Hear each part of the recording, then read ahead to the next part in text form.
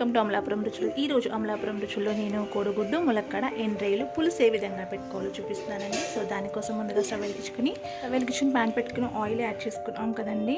Oil heat అయిన తర్వాత ఇప్పుడు ఇందులో మనం కొంచెం పసుపు, సాల్ట్ యాడ్ చేసుకుందామండి. ఇవి ఎగ్స్ అండి. వీటికి కొంచెం మనం అన్ని వైపులా కొంచెం గీతలు పెట్టుకుని నైఫ్తో ఇవి ఇందులో వేయించుకోవాలన్నమాట.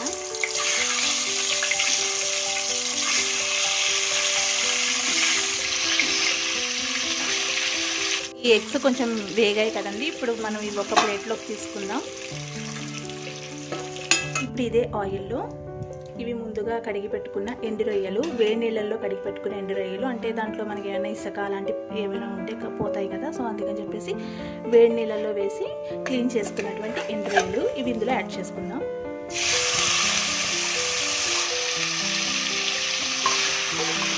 ఎండు రొయ్యలు ఇలా వేయించుకోవడం వల్ల మంచి టేస్ట్ ఉంటుందండి.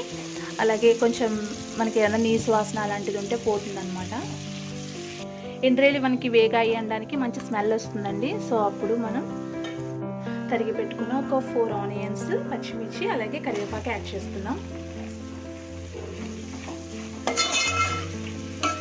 ఇవన్నీ కొంచెం సేపు మనం మూత పెట్టుకుని మగ్గించుకోవాలండి.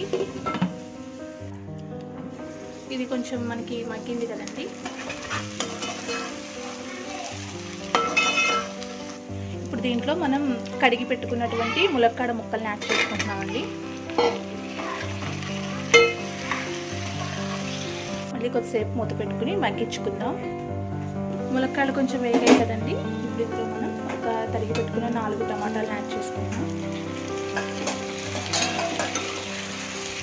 ఇప్పుడు ఇందులో మనం ఇందాక కొంచెం పసుపు వేసుకున్నాం కదండి. ఇప్పుడు మనం కర్రీకి తగిన విధంగా పసుపు, అలాగే సాల్ట్ యాడ్ చేసుకోండి. నేను పెద్ద యాడ్ చేస్తాను, కళ్ళుప్పు అంటారు కదా అది. ఇది మసాలా అండి. అల్లం, వెల్లుల్లి, గసగసాలు, జీలకర్ర, ధనియాలు, ఒక 2 లవంగాలు, చిన్న దాల్చిన చెక్క, ఒక ఇలాచి, చిన్న జాపత్రి ముక్క, ఇవన్నీ కలిపి యాడ్ చేసుకున్నటువంటి మసాలా. ఇప్పుడు ఈ మసాలాను ఇందులో యాడ్ చేసుకుందామండి.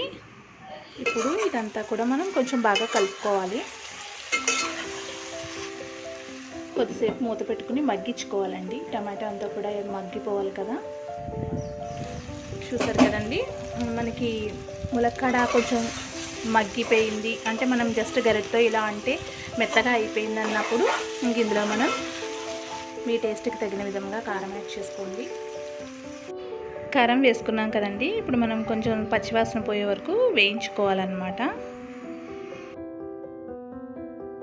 ఇప్పుడు ఇదేమో వచ్చేసి చింతపండు పులుసు అండి. మీరు తీసుకున్న క్వాంటిటీని బట్టి యాడ్ చేసుకోండి. నేనైతే ఒక 8 ఎగ్స్కి ఒక 2 పెద్ద ములక్కాళ్ళకి నేను చేస్తున్నాను ఈ పులుసు. సో మీరు తీసుకున్న క్వాంటిటీని బట్టి అండ్ మీ చింతపండు పులుపుని బట్టి యాడ్ చేసుకోండి. ఇంకా కొంచెం వాటర్ యాడ్ చేసుకుంటున్నానండి నేను. ఇది కొంచెం ఈ విధంగా మరుగుతూ ఉన్నప్పుడు పులుసు మనం ఈ ఎగ్స్ని యాడ్ చేసేసుకుందామండి. ఇందులో కొంచెంసేపు మరగబెట్టుకోవాలి బాగా. ఇప్పుడు ఈ పులుసు ఇలా మరుగుతున్నప్పుడే మనం కొత్తిమీర వేసేసుకుందామండి. ఫ్లేవర్ అంతా కూడా యాడ్ అవుతుందన్నమాట. అందుకని కొద్దిసేపు మూత పెట్టుకుని మరగబెట్టుకుందాం పులుసుని. పులుసు మనకి మరిగిపోయిందండి. చూసారు విధంగా సరిపోతుందండి కన్సిస్టెన్సీ. అంటే మనకి టైం అయ్యే కొద్ది ఇంకా చిక్కబడిపోతుంది అనమాట. సో స్టవ్ ఆఫ్ చేసేసుకుందాం. ఒకసారి సాల్ట్ అది చెక్ చేసుకోండి.